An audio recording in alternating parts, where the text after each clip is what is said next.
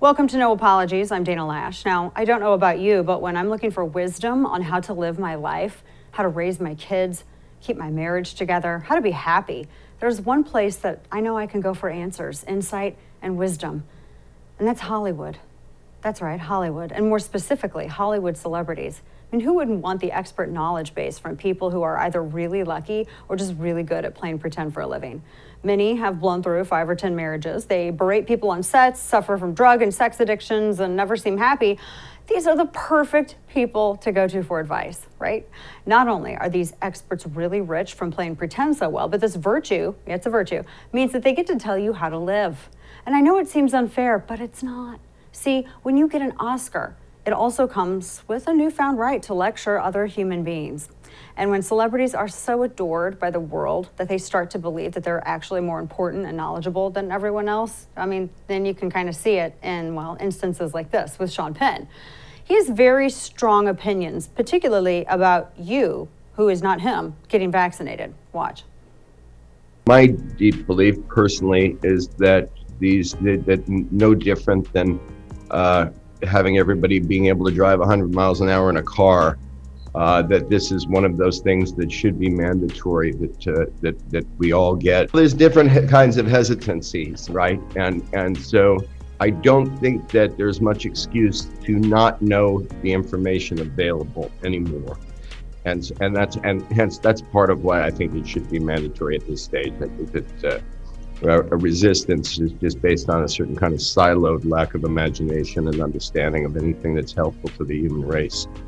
So I've become very frustrated by that, but I can only, work within my own bounds and say that for me, that it should be mandatory. Do you get that? Sean Penn is angry at you for not taking advantage of the information from the CDC that isn't actually out there. How dare you?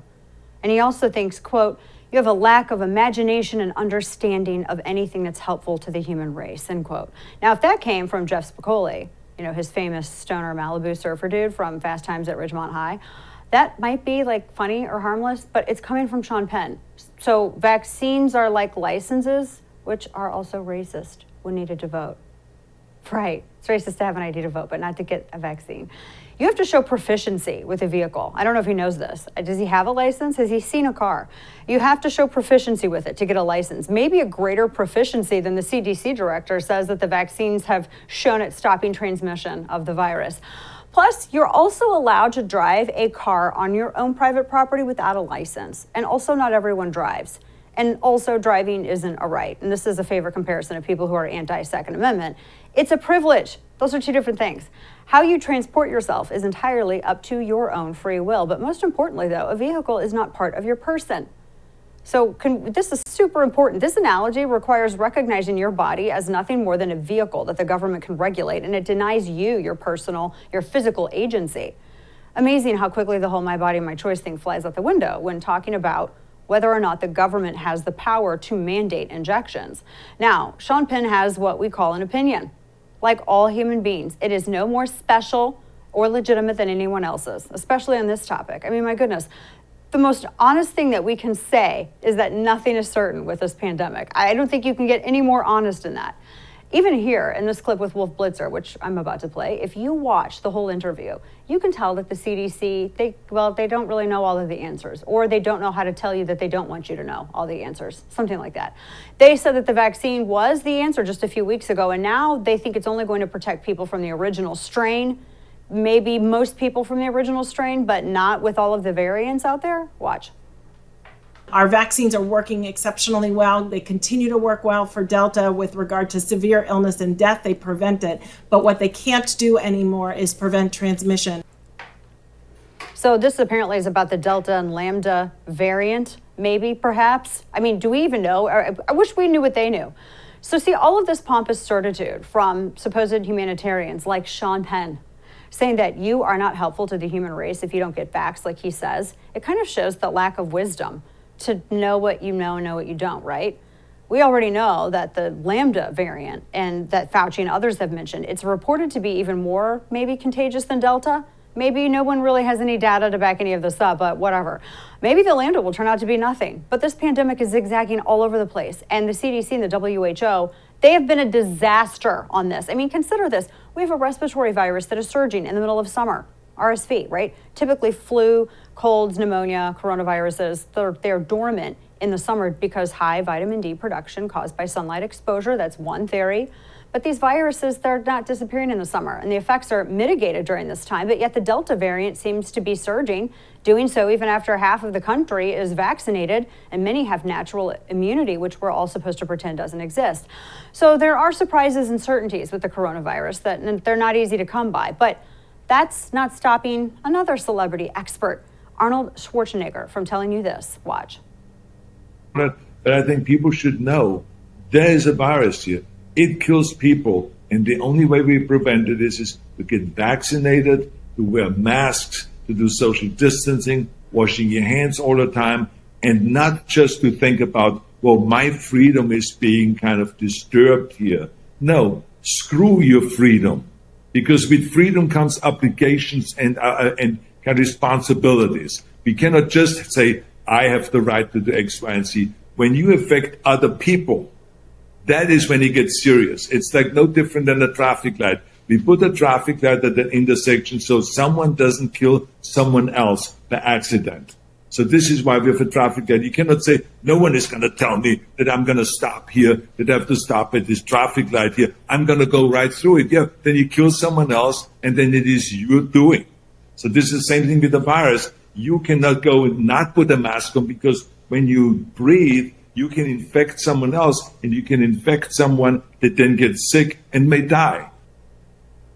History doesn't give Arnold high marks as governor of California or a respecter of marriage vows, but he's an actor, so he has total certitude in himself, and you should too. Arnold is so sure of himself. He says, screw your freedom. And why Alexander Vindman shakes his head. Why is that guy still, why are they trying to make him a thing still? Come on.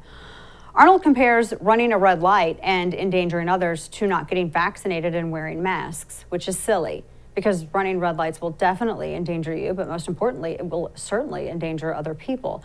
But if someone has taken this vaccine, we're assured that that person is safe from any severity of symptoms. So his analogy kind of breaks down instantly. Using his metaphor, the vaccine should effectively turn your immune system into an impenetrable tank. So if somebody runs a red light, you're invincible, according to the CDC, because you had your vaccine and your immune system is well armored. Otherwise, why in the world do you need to get inoculated through the vaccine? It's enough to make you feel nuts. Secondly, masks. Okay, there's plenty of evidence. I mean, I've linked lists upon lists for people in my newsletter. Plenty of evidence that they do not at all work. We're talking about viral particles so little bitty tiny that a cloth mask, it's not magical. It's not going to stop them. Okay, maybe a fresh N95 changed repeatedly throughout the day would help, but not even that's 100%. But in the case of kids, we're talking about small people who repeatedly touch their faces throughout the day, and they move their masks around, they pull them down, they go look at a schoolyard, go look at a playground, go look at kids wearing masks, and you can see how they wear them. It's not going to work. Arnold Schwarzenegger's argument presupposes that someone is using also their freedom maliciously and recklessly. So are we actually seriously at the point where we think it's reckless to not wear a face covering that numerous studies have shown is entirely, and this is scientific, if you disagree with me, you hate science, ineffective at stopping the spread of the virus? Even Fauci himself noted this. Watch. Right now in the United States, people should not be walking around with masks. You're sure of it, because people are listening really closely to this. Right now, people should not be walking. There's no reason to be walking around with a mask. When you're in the middle of an outbreak, wearing a mask might make people feel a little bit better, and it might even block a droplet, but it's not providing the perfect protection that people think that it is.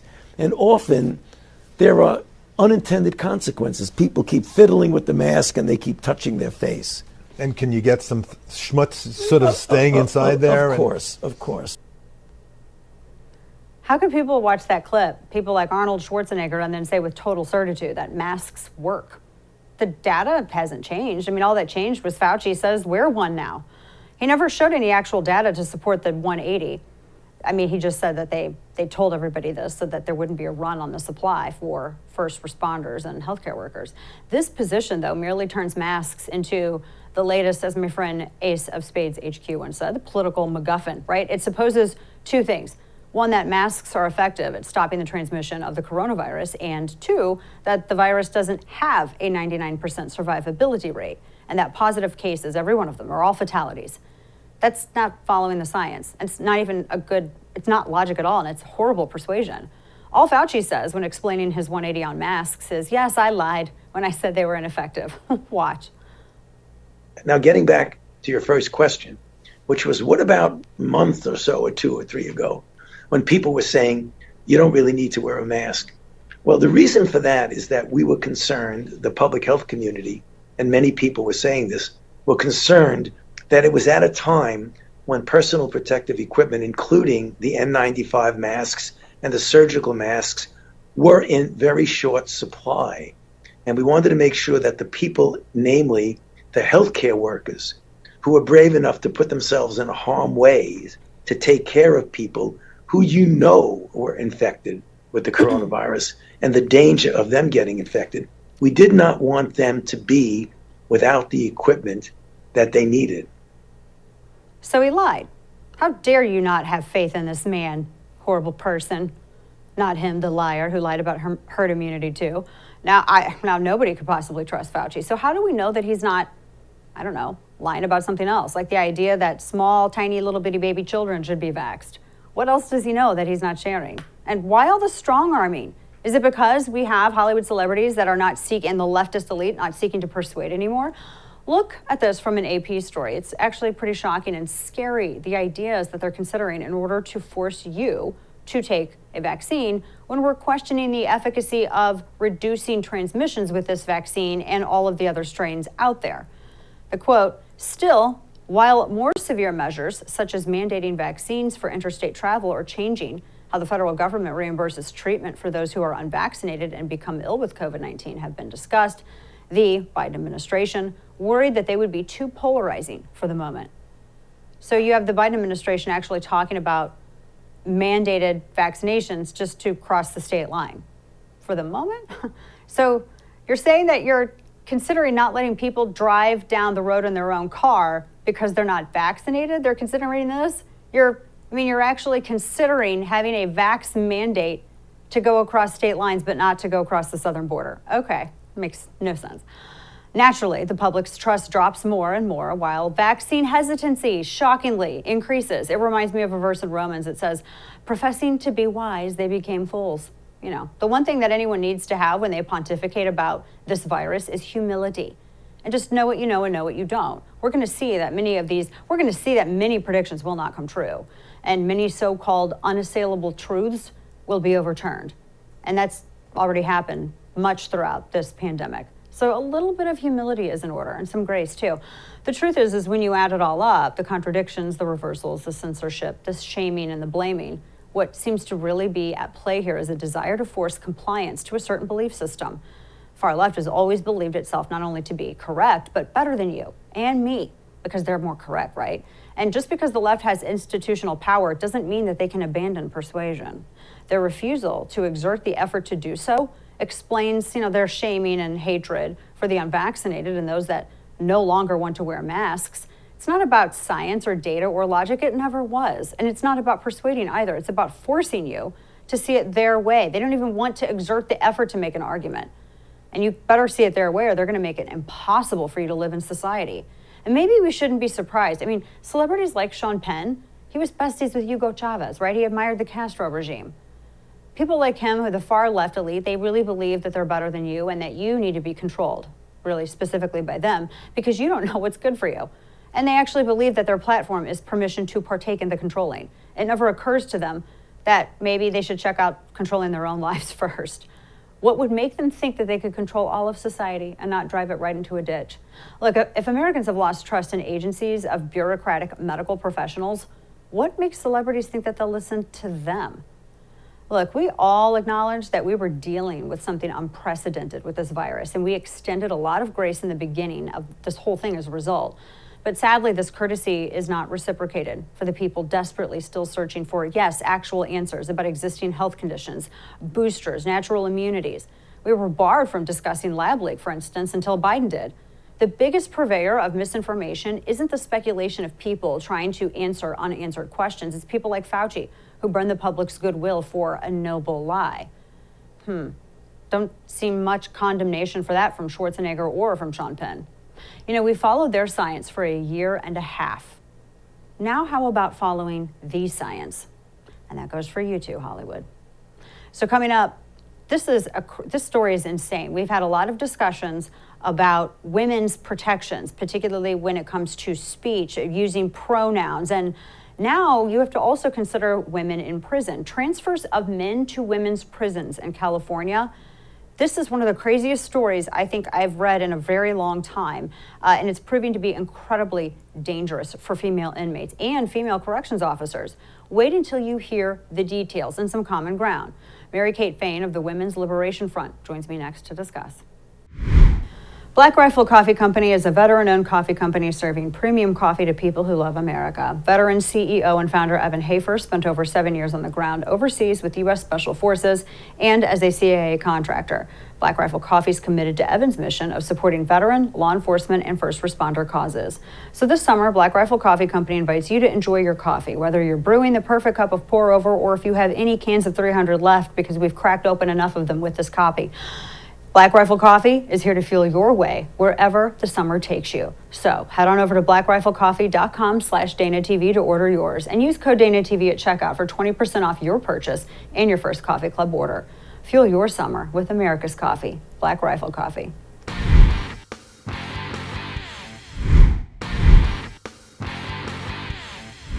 So California passed Senate Bill 132, which allows incarcerated, transgender, non-binary, and intersex men to be transferred into women's prisons. You know, we've been having this ongoing national discussion about protections of women with the transgender advocacy. And I think one of the big places that I guess maybe many in the nation forgot to look at was our prisons. And then we hear about the Senate bill, which has been signed into law. Well, now the system, they're facing pregnancies and increased violence in these facilities. Women are uncomfortable. They're terrified. They're being housed with males. And also corrections officers, female corrections officers, are also unable to really feel confident and comfortable doing their job. And now there are others that are trying to get Governor Gavin Newsom to halt transfers to protect these female inmates. And one of the groups leading the charge for this is WOLF, W-O-L-F, and that stands for Women's Liberation Front. Mary Kate Fain is the Director of Communications for Women's Liberation Front, and she joins me to discuss what she's been hearing on this and to give people insight. I love the common ground that we can have with others, especially when it concerns protections for women. Mary Kate, thanks so much for taking the time and joining us today. I appreciate it. Yeah, thank you for having me. We, as you know, because you've been writing a lot about this, and Women's Liberation Front has been talking a lot about this as well, protections for women, whether it's speech and in sports, but in prisons, until I saw that this bill, and I regretfully was not aware of this, of course, until being in Texas, until Newsom signed it into law. And then it was, I think it was a local news station in Los Angeles that did a story on this and had talked to one of your legal counselors on this issue. And I was really shocked about the number of males that are being transferred into women's prisons. But the other thing is that all they have to do, from what I'm looking at, they're transferred over if they identify as a woman. But is there anything to actually measure or prove that identity? I mean, just to be generous with the thought for a moment, what is the protocol with that, and how in the world is this happening? So no, there's essentially no safeguards in this bill. They not only don't have to do anything to prove their identity as a woman, but they actually don't even have to identify as a woman. For example, they could identify as non-binary or any other variety of gender. There is one new policy that recently was put in place after it was clear how many men were going to be taking advantage of this to request transfers, that forces them to go through a little bit of a curriculum. That's a short couple hour, essentially like homework program where they have to write about their feelings and how scared they are to be housed with women. So the only safeguard that they have is really actually quite a joke. I'm just absolutely shocked at that, because some of these prisoners, from what I understand, while they're maybe serving time for something else, they have a record that includes, sexual assault, rape. I think there was one that I think it was actually Women Liberations Front legal counselor had said that it was like for repeated violent rape. Someone had a record, had a prior conviction of that. That's and are women prisoners? Are they allowed to refuse to share housing with these men? Are they given any choice in that matter? It's complicated, but in reality, no. They have to go through a whole lengthy process in order to deny being housed with someone, while meanwhile the male prisoners being sent in are actually able to request where they want to be housed. For a woman to deny a roommate, she has to declare them as an enemy, and it's a whole process that we've actually seen has resulted in retaliation when women do try to get the men out of their rooms. Oh my goodness. Now I know you all at Women's Liberation Front have been talking to the women who are in the women's prison. What have you been hearing from these female inmates? I can only imagine how terrified some of them must be. Yeah, so us and our partner organization, Woman to Woman, have spoken to hundreds of inmates in California's facilities. They're describing it as a nightmare's worst nightmare, being housed with these men. Over 80% of incarcerated women have experienced a history of physical, sexual, or domestic violence and abuse. And these women are now being re-traumatized by being forced to live with these men. And we're hearing, stories of symptoms of PTSD coming back. We're hearing stories of women being assaulted. And now we're actually hearing in the most severe case, a story that a woman has actually become pregnant within the prison system after being forced to be housed with one of these men. And so the conditions here are just completely inhumane. It's cruel and unusual punishment by nearly any measure of that standard. And it's something that international law actually even prohibits as a war crime if this were to be done to prisoners of war. And this is what we're doing to California's incarcerated women in what's considered a democratic society. Yeah, and we're talking with Kate Fain with Women's Liberation Front. She's their communications director, and she also operates a website and does a number of things too.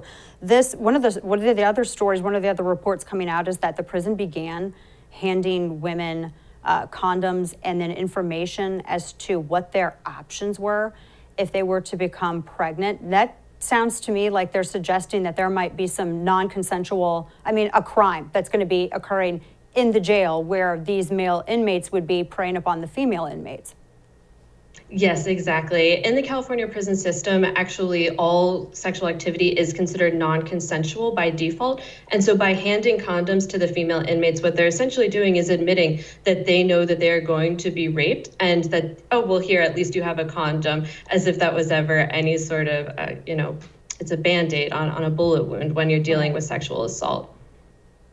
Wow. And the female corrections officers as well. I know some of those, I know your group has spoken to some of those. I can't imagine how, if I were a female, a corrections officer in this prison, because apparently it doesn't mean that they're excused from performing strip searches on some of these incoming inmates. And if it's a man who says that he's a woman, a female corrections officer would still have to take on that strip search. That cannot be comfortable.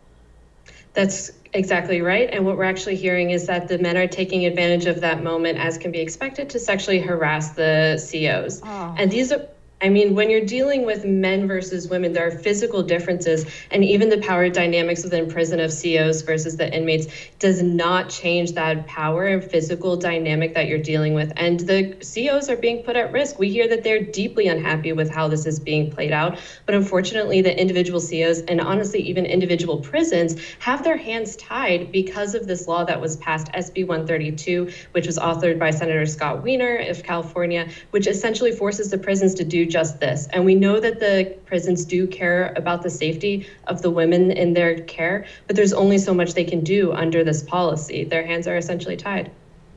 And that's awful because they know there's nothing that they could do. I can imagine if these female corrections officers were to speak out, even to advocate for the women that are under their care while incarcerated, they would get fired, wouldn't they? Yes, and I believe that we've heard that their union is telling them not to speak to us. Oh my, that's, oh goodness. So then you have to question, well, who are these people actually there to take care of? It does seem that you're prioritizing the incoming male inmates over these female inmates. And we'll talk about the women's spaces in a moment. How many men, Mary Kate, have been transferred over to the women's prison so far since this bill passed? So we know that there have been about 300 requests for transfer, but most of those are still pending, actually. And the numbers are a little bit hard to get an exact count on because we believe that the prison system is not accurately reporting the sex of everyone who is being transferred. What we know is at a minimum, there are 14 men who have been reported to be transferred into CCWF.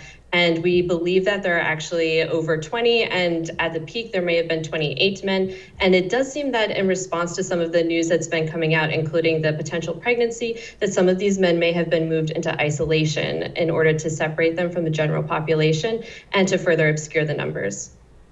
Oh my goodness, and not even being able to rely on those institutions, to be honest about it. I like one of the points that had been made that not all transgender prisoners look like Laverne Cox from Orange is the New Black. As some of them even, not taking hormone treatments, they have full-on beards. And these are, men who went through puberty as males and bone density, muscle mass. There's a significant advantage physically that they have over women when it comes to power and in those close quarters.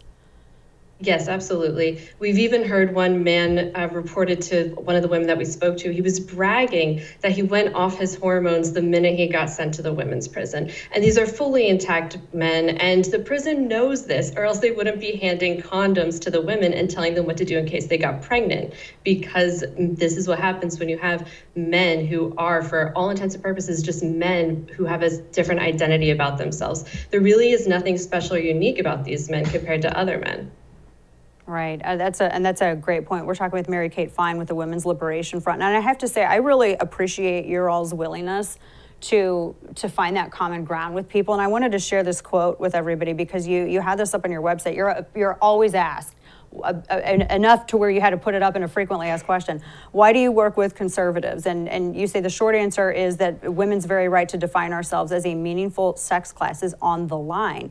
And the shorter answer is that conservative women are also women. Conservative women have as much interest as any of us in our fundamental legal status and the protection of children. Feminist advocacy is for their benefit also, and that's on the Women's Liberation Front website. And I've been seeing that common ground also where it concerns, Mary Kate, women's sports. And my heart was broken when I was reading about a male weightlifter from New Zealand actually displacing a female weightlifter and a minority female weightlifter as well, and going to Tokyo in her place. We're seeing this not just in that, obviously that's on an international scale, but this is happening more and more just in our local schools.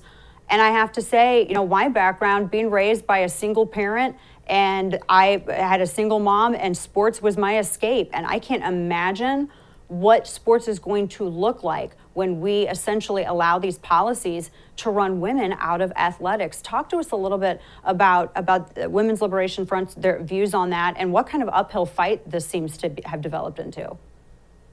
Yes, women's sports are being absolutely demolished right now on a federal level. It's happening state by state first, but what we actually fear happening is that the Equality Act would be passed. And while the Equality Act promises really good things for women and for minorities that we think are important, it also comes with it the poisoning of this entire bill by removing the entire class of women as a meaningful category by enshrining gender identity into law. And so what we know will happen if the Equality Act is passed is that it won't be state by state anymore. Every single state will have no more women's sports. Men will be allowed to play in every single women's sports that's federally funded or supported in the country. Every women's prison in the country. And it's not just sports or prisons, it's also things like domestic violence shelters. We see this happening already in other countries, like in Canada, where men are being admitted into domestic violence shelters. And if women have a problem with that, they're the ones who are kicked out. This is a men's rights movement at its core. And this is why, like you mentioned earlier, I think it's so important that women across the political spectrum come together to fight this existential threat to women in American society right now. And I think what you said, it is an existential threat. There is no exaggeration of this at all. I loved the quote that was given by 14-year-old Jolene Grover when she was speaking out. She said, prioritizing boys' wants over girls' needs, which I thought was such a brilliant way to put this. One last thing for you, because I know we're running out of time, and you've also spoken out, Women's Liberation Front spoken out on the First Amendment. And of course, the number of women that are now either getting suspended, either from social media platforms or fired from their jobs for not having this. I mean, and the best way to describe it is a patriarchal assault on their free speech. And to not submit to that, they're actually losing their ability to generate income. And this is another area where women here, and especially in the United States, where everyone's equal before the law in a republic, women are really being demoted into second-class citizenry as a result of these laws. Last word from you on this, Mary Kate. Absolutely. It's really devastating, the impact that this has had on women's free speech. I was fired from a previous job for speaking out on this issue, and I've spoken to many other women who face the same sort of harassment and inability to make a living in this society that impacts their family and their children. This is the biggest fight today in feminism. And I think that liberal women need to get on board and wake up and join this fight along with us. I agree with you. Yeah, because the way, if this keeps going this way without a united fight against it, it's not going to be liberal or conservative women. I mean, we're just going to cease to exist. They're going to erase us just like they do erasing us using pronouns and using even the word pregnant women. That came out from the CDC this week. We can't even say that. Unbelievable. Mary Kate Fain, it's so good to talk with you. Would love to keep up as you all continue your advocacy with these issues with the Women's Liberation Front. Thanks so much for your time today. Appreciate it. Thank you for having me. Of course. All right, folks, coming up, Florida. Everybody's been talking about Florida, and there are a lot of discussions about whether or not kids should be vaccinated, wear masks. Well, there's some legislation that is being proposed that aims to protect children from becoming targets of what's described as COVID-19 harassment. State Representative Anthony Sabatini joins me next to discuss this. Keep it here. Every morning, The First publishes an email called Up First, and they curate the day's news and the best videos and the must-see moments that everyone is talking about, which always includes no apologies, because everyone always wants to talk about what we do on the show, right? Yes, you do. And if you're not getting this email, you're missing out. Visit thefirsttv.com to sign up today and to sign up for free.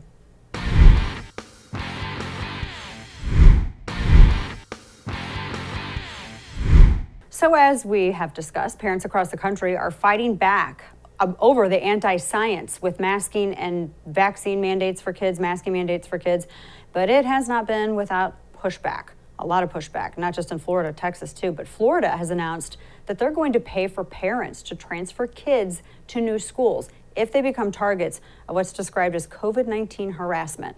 So how does this work and who's going to pay for it? State Representative Anthony Sabatini joins me to break it all down. Good to see you, sir. Thank you so much for giving us some of your time today. Thanks, Dan. Appreciate it. Of course. So tell us how this works, because we are seeing this bullying, and I would hate to see this now that we're getting ready to go into another school year, and I'm so happy about in-classroom learning, but that's actually a real consideration. How does this work for parents? What if passed, what would they need to do in order to move their children to a different school if their kids were subjected to this COVID-19 harassment?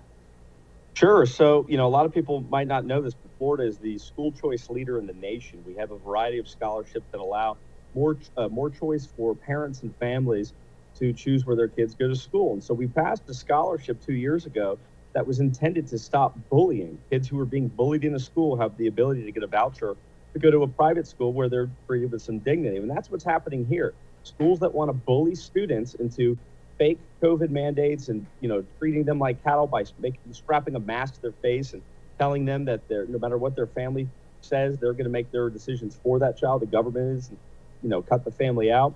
They're going to be eligible for these scholarships too. So they'll be able to leave these public schools where they're being bullied and go to a school where they're treated with dignity. I love that, because the customer always wins, and the customer is the parents and the kids. I mean, the taxpayer ultimately.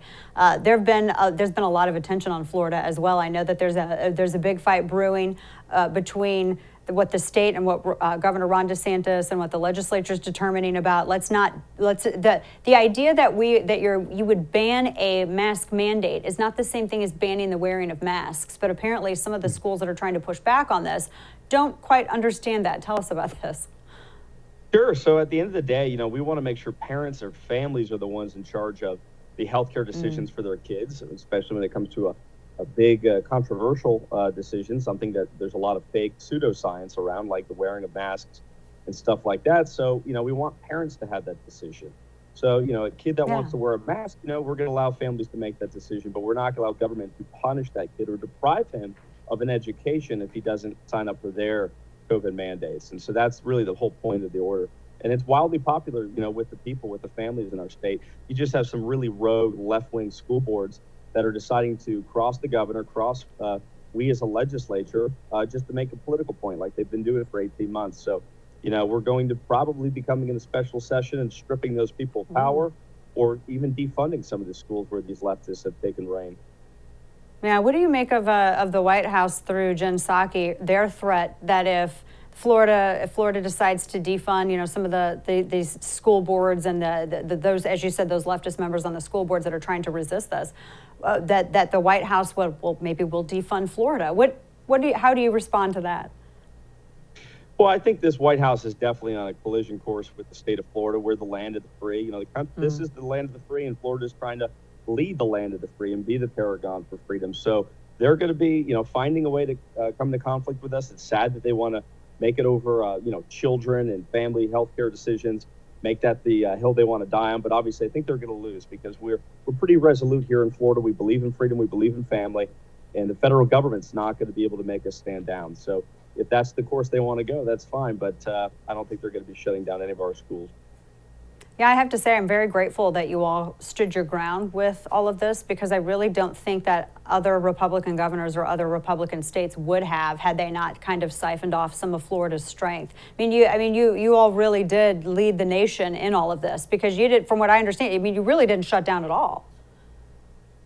No, not at all. There was a very mild sort of order that DeSantis put out very early on, and within weeks he repealed it. And from that point on, it was just we as a legislature and the governor combined trying to fight against some of the left-wing local governments. Some of the most heinous actors during COVID throughout the country, really some of these rogue cities and counties, and in this case, school boards, don't want to try to take power into their own hands and create tyranny at the local level. So, taking that power away from them and disempowering them and empowering families instead, parents instead, has really been our key. And we're getting ready for another legislative session to start here in a few months.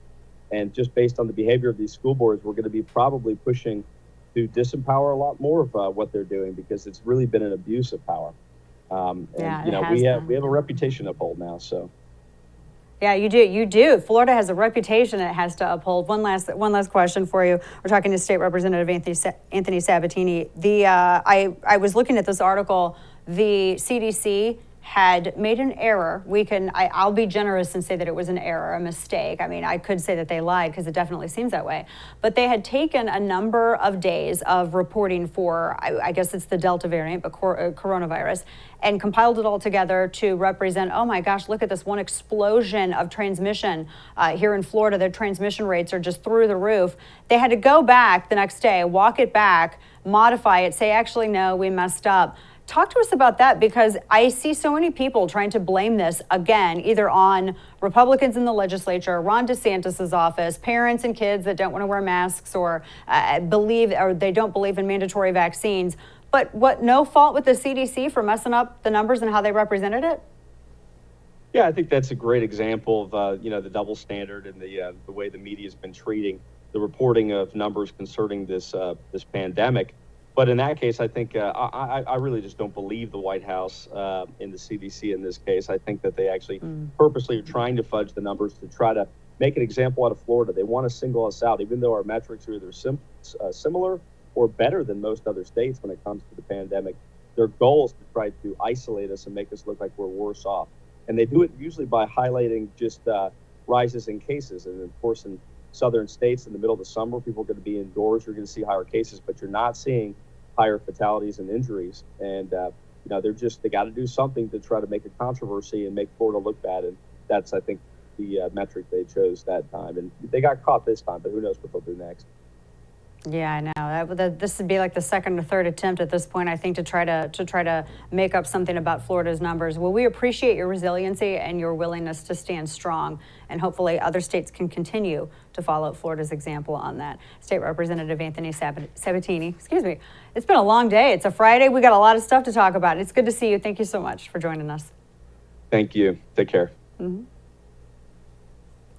All right, folks, coming up, Afghanistan is a mess, And the Taliban is running wild as it collapses. It went from being, 30 to 90 days before Kabul collapsed, and now it could be tomorrow. But it is not the fault of the Biden administration. We are assured this. Are we? We have more on this when we come back.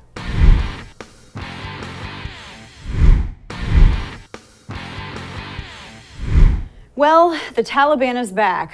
They never really left, right? The other JV team, remember? That's what Obama called ISIS. He said ISIS was JV, and then ISIS went on to take over most of Iraq. Well, the Taliban is back, and they're in charge and about to overrun Afghanistan. So when asked whether or not Afghanistan could turn into another Vietnam, here's what Biden had to say. This was just 4 weeks ago, mind you. He said, "You had entire brigades," he said, quote, "breaking through the gates of our embassy. 6, if I'm not mistaken. The Taliban is not the South, the North Vietnamese army. They're not remotely comparable in terms of capability. There's going to be no circumstance where you see people being lifted off the roof of an embassy in the United States from Afghanistan. It's not at all comparable at all." And he said, actually, there was video, and I was thinking that's what we had. He said just like, a week ago in video that, no, that's not at all what we're going to be seeing with Afghanistan. Except now, that's exactly what we're seeing with Afghanistan. That was pretty fast. A month later, the Afghan security forces are in full retreat. The entire country is plunging into chaos and a humanitarian crisis that looks absolutely unavoidable. Jen Psaki, thinking the Taliban negotiates and is open to being pressured by the international community, said this. Watch. The Taliban also has to make an assessment about what they want their role to be in the international community. Didn't they tell everybody that already, though? By being terrorists? Just thought it's a question. Now they're talking about the Taliban having a seat at the table in the international community. That's the Biden administration's, that's the Biden doctrine. The radical Islamic militia that aided and abetted Osama bin Laden, who almost 20 years ago, here just coming up next month, flew passenger jets into high rises, into the World Trade Center in New York, into the Pentagon. You think that they care what you think of them? You think they want to join the table of the international community and break some bread? No, they don't. They don't care about the veiled threats about international community tables. They don't care. This is why chaos ensues when Democrats take over. This is crazy. No one fears navel-gazing progressives who are not at all a credible threat to anyone but themselves. It's like when you play poker. If you suspect the other player has a weak hand, you're going to take risks. You're emboldened. You call bluffs, or you bluff your opponent. You go on the offensive because you know that your opponent isn't going to take any risks at all. They've essentially already folded. And that's what the decision, the manner in which we are withdrawing from Afghanistan by September 11th, kind of ironic, given that's the whole date that started the war on terror, right? It means you've already telegraphed your play. So the enemy is emboldened and on the move. I mean, do you think the Taliban hasn't been just watching America like all our enemies and waiting us out? They know the administration is busy with white rage and CRT, wrapping the Capitol in 8-foot-high fences, talking every day like the biggest threat to America is Trump voters and climate change. And climate-changing Trump voters. The Taliban sees this, and they know it's basically a license to do whatever the heck they want. They'll let us fight over pronouns while they build up munitions and take everything that we hastily leave behind.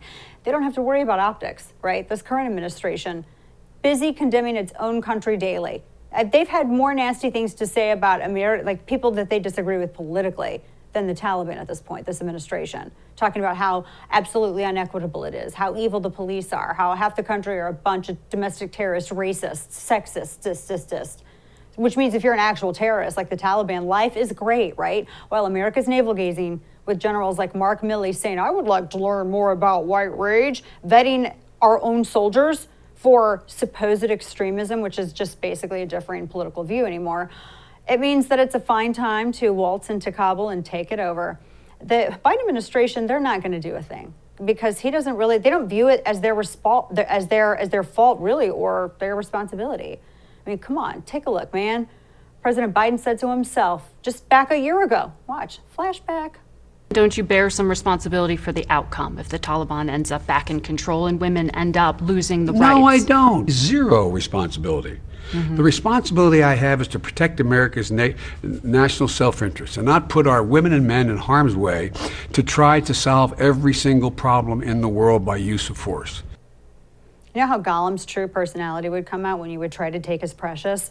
We got a little bit of that there with Joe Biden when he said, no, I don't.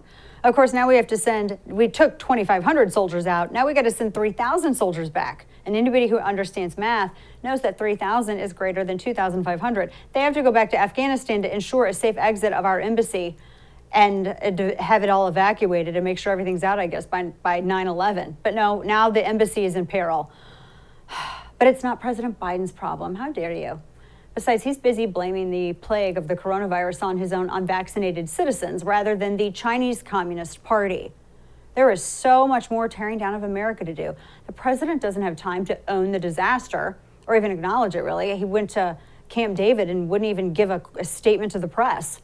Now he's got to take a little weekend vacation. I hope everyone at the embassy in Afghanistan can hang on till then. See, the thing is we have the finest soldiers in weaponry. And I have a lot of people, a lot of my friends on the right that say, well, there's a reason why, Dana. It's because of the presence of the American military that we had 20 years of decentralized Taliban. That's a testament to the men and women who serve. It is not a testament to the military leaders who talk about white rage or the intelligence agencies who are too busy investigating private citizens for using their own private free time to work on a politician's campaign, as opposed to making sure that we're prepared in the event like, oh, I don't know, the Taliban comes back and tries to take over all these provincial cities in Afghanistan. This is a case of an administration that's all talk and no bite. I bet you got to put the teeth into bite, right? The worst possible foreign policy combo, and everybody knows it. For example, if you suspect a virus came from a lab run by your enemy and you do nothing about it, no sanctions, nothing, then don't be surprised if your enemy, in this case, the Chinese Communist Party, makes another more aggressive move. Look, thugs only understand force. So sorry to the administration, but the Taliban is not coming to the UN for a cappuccino and a croissant to talk to you about equal rights for trans people. They're not looking for clout or clicks. Unless, of course, you want to hand them some for free at your own peril. No, the Taliban are coming for the innocent in Afghanistan. And then when they're done with them, who else will they target? Because they definitely don't fear us. And that's because we have a weak, unserious administration that doesn't inspire fear in our enemies, nor peace through strength at all. It's going to be a rough weekend, and we'll catch y'all up on Monday. That does it for us tonight. Thanks for tuning in. Good night, and don't bend the knee.